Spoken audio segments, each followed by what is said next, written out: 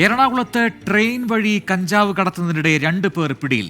75 kilo കഞ്ചാവുമായി പിടിയിലായത് Bihar UP സ്വദേശികളാണ്. സ്പെഷ്യൽ ഡ്രൈവിന്റെ ഭാഗമായി എക്സൈസ് നടത്തിയ തെരച്ചിലിലാണ് കഞ്ചാവ് കണ്ടെത്തിയത്.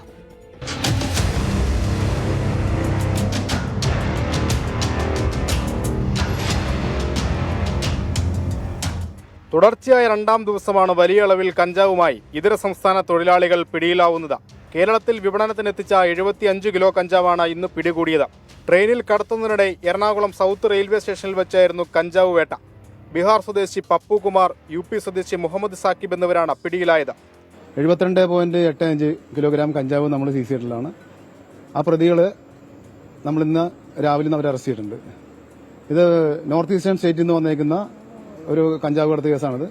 ഇതിന്റെ കാരിയേഴ്സാണ് ഇവര്. UP സ്വദേശിയിൽ നിന്ന് ഇന്നലെയും 14 കിലോ കഞ്ചാവ് പിടികൂടിയിരുന്നു. ഇതര സംസ്ഥാനങ്ങളിൽ നിന്നും കേരളത്തിലേക്ക് വലിയ അളവിലാണ് കഞ്ചാവ് എത്തിക്കുന്നത്. പ്രതികളെ ചോദ്യം ചെയ്ത പ്രധാന ഇടപാടുകാരിലേക്ക് എത്താനാണ് എക്സൈസിന്റെ ശ്രമം. 24 കൊച്ചി.